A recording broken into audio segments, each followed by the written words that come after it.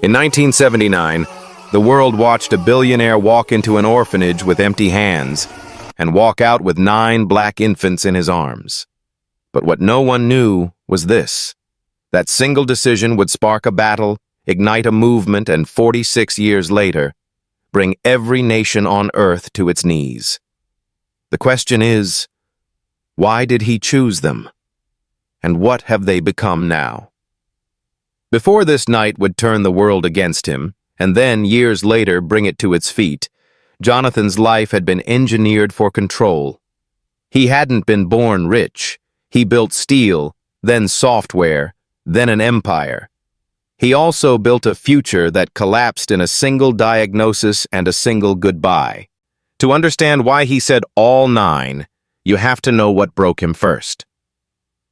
Before we begin, click subscribe, like the video, and tell me where you're watching from. Your support helps us to bring more interesting stories like this, and you don't want to miss it. Now, let's begin. Jonathan had spent years learning how to bend the world to his will. Markets, negotiations, global competitors, all predictable variables in systems he knew how to conquer. But the human heart was not a system. Grief did not yield to reason, and purpose could not be measured in profit margins. That truth had stalked him quietly since the night Vanessa walked away, leaving the engagement ring on a table polished so perfectly he could see his own emptiness staring back in the reflection.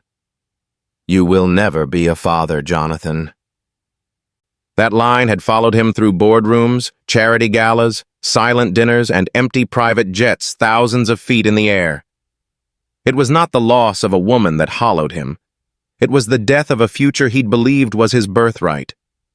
A future filled with tiny footsteps and morning laughter. So, when he stepped into that orphanage nursery and felt 9 sets of eyes fix themselves on him, something ancient stirred inside his chest. Not logic, not charity, instinct.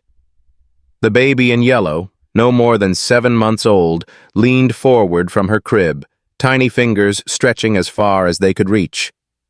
Jonathan hesitated, uncertain. His hands that had signed billion-dollar deals without tremor, now shook as he extended them. The moment his sleeve brushed her fingers, she stopped crying. The room went still. One by one, the others followed. A baby in soft pink giggled. The one in blue sat upright, alert. 2 at the edge, previously restless, turned quiet, as if awaiting instruction from him alone. The nurse blinked in disbelief. They've been crying all evening," she murmured. "They never settle together." Jonathan did not answer. His gaze moved from one delicate face to the next. He saw past the blankets, past the uncertainty. He saw 9 stories that hadn't been written yet, 9 destinies, held in suspension, waiting for someone brave or foolish enough to claim them. The nurse stepped closer, her tone cautious. "Sir, I must be honest. You are a public figure. Adopting 1 child of a different race is headline news. Adopting 9..." She exhaled. "You will be called a thief, an opportunist. Some will say worse. The courts will be brutal. The world will question your motives. Your legacy could be destroyed." Jonathan slowly lifted the baby in yellow into his arms. She sighed, her head settling against his chest as if she had finally found what she'd been waiting for. Then the baby in blue started reaching toward him, eyes glistening with hope. He leaned down, gently placing his free hand in her crib. She grasped it immediately, her expression shifting from fear to delight. The smallest of them, wrapped in peach, let out a single breathy laugh. And the sound hit Jonathan harder than any boardroom betrayal ever could. For the first time in years, he felt needed. Not for his wealth, not for his influence, but for his presence. "I know what they'll say," he finally replied. "But the world has taken enough from them already. I won't be part of their loss." The nurse stared, stunned. "Mr. Sterling, what exactly are you saying?" Jonathan looked up. His voice did not tremble this time. "Prepare the paperwork," he said. The nurse blinked.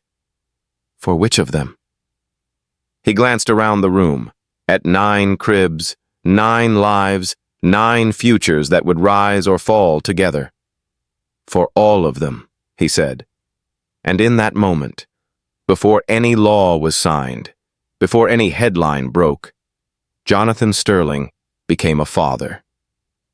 Not by blood, by choice, by destiny. The moment Jonathan signed the intent to adopt, the quiet halls of the orphanage were shattered by the noise of the outside world.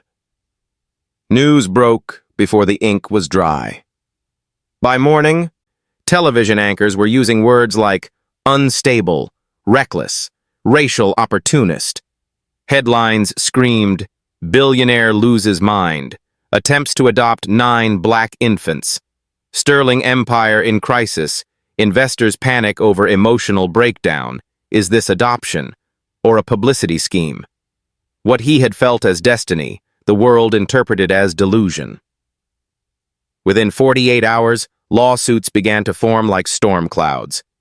A coalition of family protection advocates filed an emergency motion to block the adoption, arguing that it was psychologically and racially inappropriate for a young white billionaire to raise 9 black girls. Protesters gathered outside his estate, waving signs that read, "They are not your charity project," and "Children are not experiments." Jonathan did not respond. He spent each night sleeping in a chair at the orphanage, refusing to leave them. On the 3rd day, the board of directors of Sterling Global Industries held a private emergency meeting. They called Jonathan in and read him a prepared statement. "This adoption jeopardizes our international image, corporate stability, and the fiduciary trust of our shareholders. Your judgment is compromised. Effective immediately, we are initiating proceedings to remove you as chief executive officer." Jonathan listened. Then, calmly, he removed his gold cufflinks, symbols of the empire he had built, and placed them on the mahogany table. "If stepping down as CEO is the price of fatherhood," he said, "then so be it." His advisors were horrified. "You're giving up everything," one of them whispered. "No," he replied softly. "I'm choosing everything that matters." Within a week, Jonathan liquidated half his assets, transferring billions into private trusts to ensure legal independence. What the world didn't understand was this: Jonathan Sterling wasn't losing control, he was reclaiming it. Still, the battle raged. In court, attorneys grilled him for hours, questioning his motives, mental health, even his childhood. They asked why he didn't adopt children of his own race, why he needed 9, why now.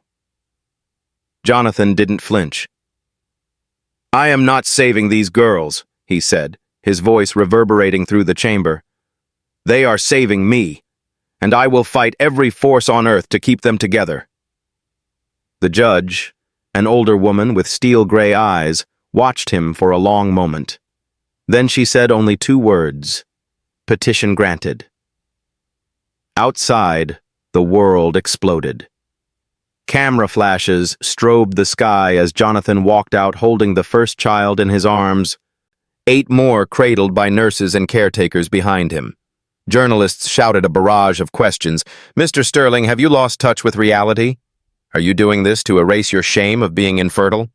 Do you really think you can raise 9 black girls in a racist world? Is this just to polish your public image?"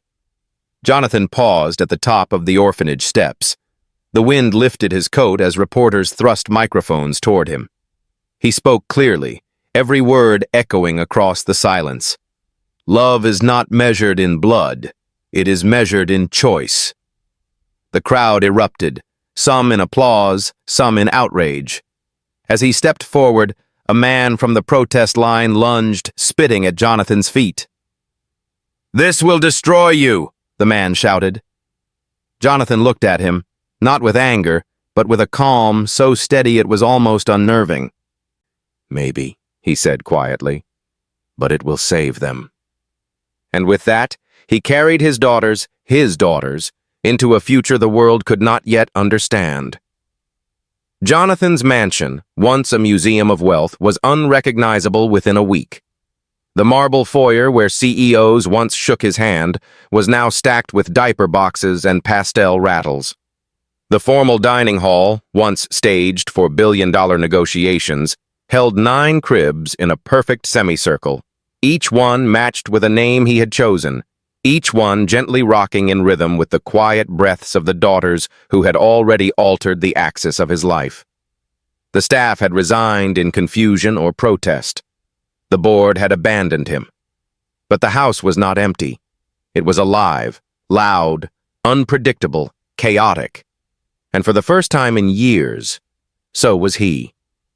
He woke every 90 minutes to bottle feed. His hands, hardened from years of writing contracts and signing deals, blistered as he learned to warm formula over the stove and test temperature on his wrist. He burned himself more than once, wincing in pain while the babies looked up at him with curious eyes, unaware of anything except the safety of his presence. At 3 a.m., he was on his knees, gently rocking a crib with one foot while holding 2 babies in his arms and warming a bottle with his free hand. Sweat dampened his collar. His eyes were red. His back screamed with pain. Yet when one of the girls giggled in her sleep, the sound sliced through the exhaustion like sunlight through storm clouds. He learned every cry. Who was hungry? Who was scared? Who simply needed to be held against a heartbeat? When the smallest of the girls developed a fever that made her breathing ragged, he rushed her to the hospital in his own arms, refusing to let anyone else carry her. He spent the night pacing the floor of the emergency ward, whispering prayers he had not spoken since childhood. By dawn, the fever broke. But the newspapers did not. Sterling completely unhinged. Mansion turned into chaos compound. 9 infants, 1 billionaire. Who is protecting these children? This is not fatherhood. This is fantasy. Cameras camped outside the gates. Activists shouted through bullhorns. Yet inside those walls, Jonathan discovered something the world could never quantify. Love, not as sentiment, but as work. He learned to braid hair with trembling patience, fingers clumsy but determined, whispering, "I'll get better at this, sweetheart. Daddy always gets better." He sang lullabies badly, voice cracking on the high notes. Sometimes, mid-song, his throat tightened with emotion so sharp he had to pause. There were days he almost collapsed, when feeding schedules overlapped, when crying seemed endless, when sleep was a rumor.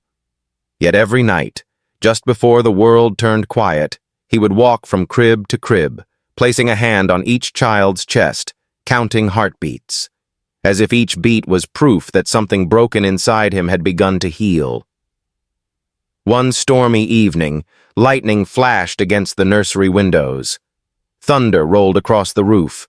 The babies woke in fear, their cries rising like a wave. Jonathan rushed to them, heart pounding, scooping one after another into his arms.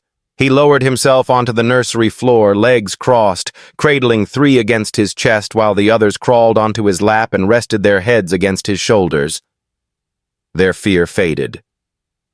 One sigh, then another. Silence. 9 tiny heads nestled against him like they had always belonged there. Jonathan did not move, did not speak.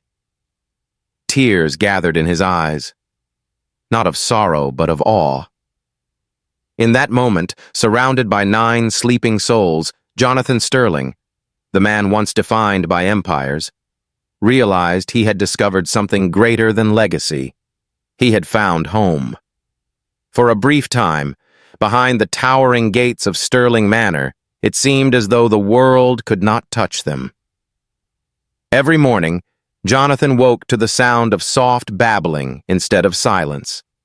Every evening, 9 sets of eyelashes fluttered closed as their father sang lullabies in a hoarse whisper. But beyond those walls, war was brewing. The first strike came quietly, a letter stamped with the seal of Child Protective Services. Anonymous reports have raised concerns regarding the environment and intentions of the adoptive guardian. Investigators arrived unannounced, cameras snapping as they walked through the front gates. They examined every corner of the home, questioning his ability to care for 9 children alone. Some inspectors were coldly professional. Others were openly hostile.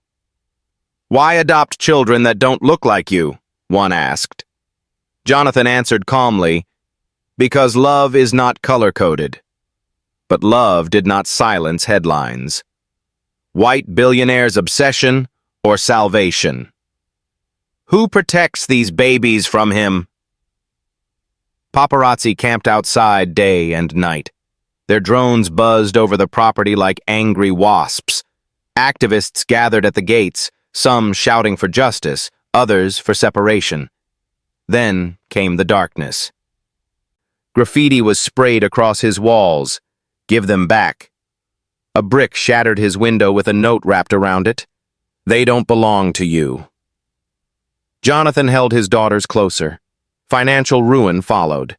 Investors withdrew. Board members forcibly liquidated assets. His fortune, once a symbol of invincibility, bled away in court fees and security measures. News anchors predicted his bankruptcy. Some almost seemed eager for it. Still, he refused to bend. Then, one quiet morning, something unexpected happened. A housekeeper, one of the few who had stayed, snapped a candid photo through the nursery door. Jonathan sat on a grand velvet couch, dressed not in a tailored suit, but in a milk-stained shirt and sweatpants. All 9 girls, now crawling and giggling, climbed over him, pulling his hair, grabbing his cheeks, one of them asleep in the crook of his arm. His expression wasn't one of exhaustion. It was pure joy. The photo was meant for a friend. Instead, it went viral across the world in less than 24 hours.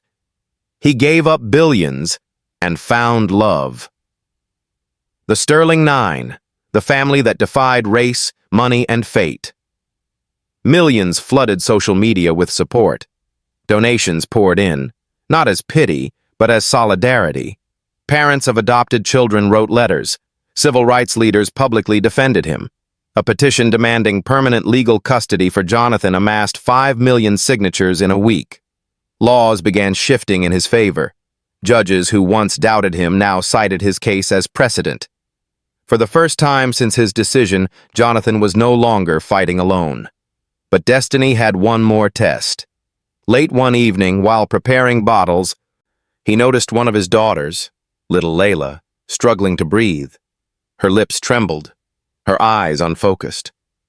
Jonathan's heart plummeted as he scooped her into his arms, shouting for his driver. In the hospital, machines beeped in rapid panic. Doctors spoke in hushed tones. Terms like respiratory failure and infection risk blurred in Jonathan's ears. This was the fear the world had preyed upon, that he would lose one of them. Standing beside the hospital bed, her tiny hand wrapped around one of his fingers, Jonathan whispered with breaking voice, "I can lose everything I own, but not her. Please, God, not her." As thunder rolled in the distance, echoing the night destiny first led him to them, Jonathan Sterling faced the most terrifying truth of fatherhood. This time, love might not be enough to save her. Years passed, not in silence as before, but in song, laughter, and the rhythmic chaos of family. The nursery became a classroom. The once empty halls of Sterling Manor echoed with spelling drills, piano notes, laughter between sisters, and the quiet sound of a man discovering purpose, not in power, but in presence. Each daughter began to show a spark uniquely her own. Amara, the eldest by minutes, carried a calm wisdom.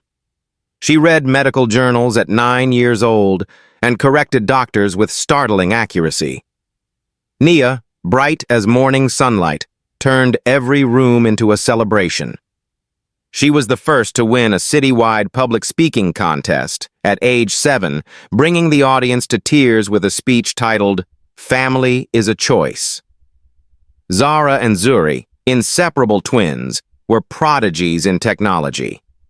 At 10, they built a security algorithm so advanced that a prestigious university offered them scholarships before they'd even finished elementary school. Kiara, the soft-spoken observer, possessed emotional intelligence far beyond her age. She could sense when Jonathan was weary and often placed a small hand on his shoulder, whispering, "It's okay, Daddy.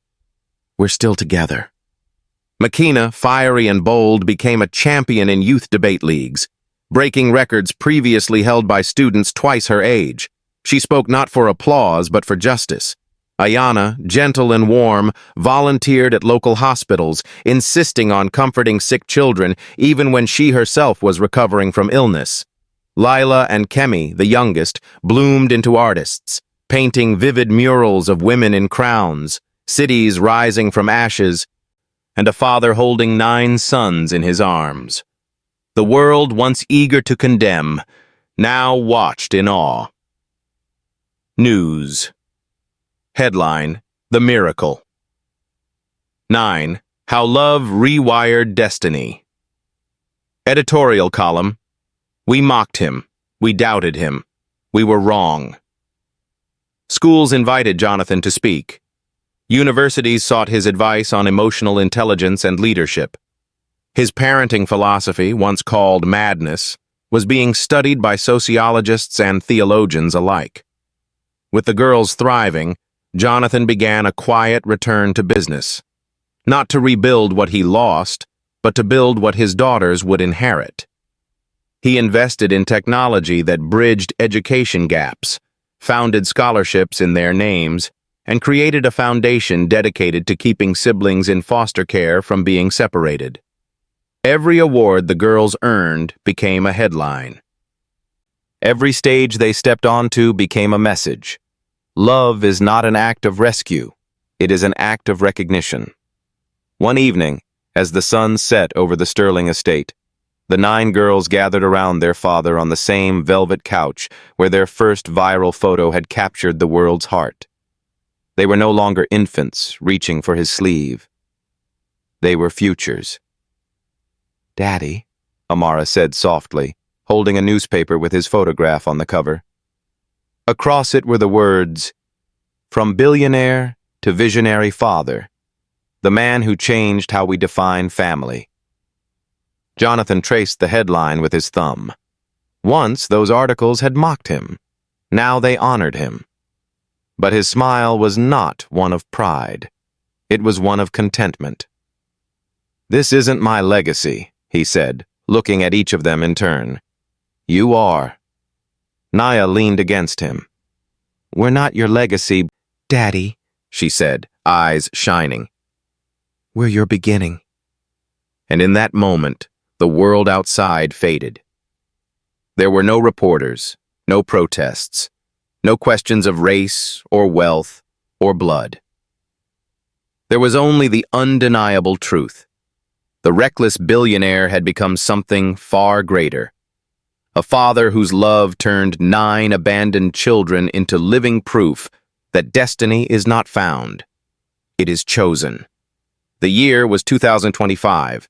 Every major news station across the globe interrupted regular programming. Live feeds streamed in dozens of languages. Across Africa, Europe, America, and Asia, cities paused. Churches rang their bells. Schools gathered students in assembly halls. In Times Square, New York, beneath colossal digital billboards, a single message shimmered across every screen. 46 years after the adoption that shocked the world, the Sterling 9 return. Inside the Crystal Global Forum, a venue typically reserved for heads of state, thousands had gathered. Presidents, monarchs, Nobel laureates, and world influencers filled the seats. The air held its breath. At the center of the stage sat a single man, Jonathan Sterling. He was no longer the titan the world once feared or envied. His shoulders were thinner. His hair, once a rich chestnut, was silver and soft. Age had curved his spine, and his once commanding hands now trembled gently in his lap. He sat in a wheelchair, wrapped in a cream-colored shawl that matched the color of 9 gowns soon to appear. Despite his frailty, his eyes were alight, with pride, with peace. A hush fell over the auditorium as 2 grand doors opened. They entered, not as orphans or rescued children, but as leaders. Amara, now a world-renowned cardiothoracic surgeon whose research had saved millions. Nia, the youngest Nobel Peace Prize winner in history, whose voice had ended civil wars. Zara and Zuri, revolutionaries in artificial intelligence and global cybersecurity. Kiara, founder of the world's largest emotional wellness initiative. Makina, a justice reform leader, advisor to the United Nations. Ayana, creator of hospitals in underdeveloped nations. Lila and Kemi, architects and artists who rebuilt cities ruined by disaster. 9 women, 9 empires. The world stood for them, not in charity, but in reverence. Cameras flashed like lightning. The air vibrated with collective awe as the sisters walked in perfect unison, each placing a hand on the shoulders of the man who had once stood alone against the world to keep them together. A reporter, unable to contain the question pulsing in millions of minds, stepped forward. "Mr. Sterling," she said, voice trembling despite her composure, "in 1979 you were one of the richest men in America. You lost your company. You lost friends. You lost billions of dollars. You gave up everything. After all these years, do you regret it?" Silence followed. Jonathan shifted slightly in his chair. The audience leaned in. Slowly a smile spread across his weathered face, soft, content, eternal. "I did not lose billions," he said. His voice was quiet, but every microphone carried it to the ends of the earth. "I invested in eternity." The crowd erupted. Some cried openly. Others could only place their hands over their hearts. The cameras zoomed in, not on Jonathan alone, but on his 9 daughters encircling him like a living crown. The moment was no longer a tribute. It was proof that love, when chosen against reason, against fear, against the expectations of the world, creates legacies no wealth could ever buy. As the lights dimmed and the sisters prepared to speak, millions watching around the globe felt the same truth rise within them. Jonathan Sterling had not changed the world by being a billionaire. He had changed it by being a father. The applause had faded into a stillness so profound it felt sacred. Jonathan sat at the center of the stage, the world watching, history bearing witness. His 9 daughters formed a circle around him, not as children looking for guidance, but as women ready to bestow honor. Makina stepped forward first, carrying a velvet box. Her voice trembled with emotion, yet held a strength that filled the room. "Daddy," she began, 46 years ago, you chose 9 children the world had thrown away. You gave us your name, your home, your life. Today we return what you gave, not in halves, not in pieces, but in full." Zara opened the box. Inside were 9 envelopes, each one containing a legal document. The birth certificates had been changed, not adopted, legally reborn. Each one now read, "Daughter of Jonathan Alexander Sterling." No hyphens, no asterisks, no disclaimers of adoption, just Sterling. Jonathan's hands trembled as he lifted the papers. His vision blurred, and he blinked hard, but the tears came anyway. For the first time in 46 years, the man who had stood resolute against courts, companies, and the cruelty of society, allowed himself to weep openly. Ayana knelt beside him and took his hand. "We also have one final gift. Not just from us, Daddy, but from the world you helped shape." A large screen illuminated behind them. The Sterling Ann Foundation for Unified Children. a global organization dedicated to keeping siblings in foster care together, funding adoptions, and building homes where love, not blood, makes a family. Named not only for Jonathan, but for Anne, the woman whose whispered words had lit the first spark in him all those years ago. Jonathan brought a trembling hand to his mouth, overwhelmed. "I kept my promise, Anne," he whispered into the silence. "Love didn't die with you. It multiplied." One by one, his daughters knelt around him, forming a circle of unity as powerful as any crown in any kingdom. Cameras zoomed in as Jonathan looked at each of them through tear-filled eyes, his voice soft but certain. "Family is not what you are born into. It is what you fight to keep together." The audience stood, not in applause this time, but in reverent silence, a recognition that they were witnessing something greater than wealth, greater than legacy, the triumph of chosen love over circumstance. As Jonathan closed his eyes and rested his head against the shoulder of his eldest daughter, a peace settled over his face, not of ending, but of completion. The world had called him mad. History would remember him as a father who changed the definition of the word forever. If this story moved you, don't just watch. Become part of the legacy. Comment below. Do you believe family is chosen by love, not by blood? Tell us, where in the world are you watching from? Subscribe for more stories that prove one decision can rewrite destiny. Because sometimes, the greatest thing you can leave behind is not what you built, but who you loved.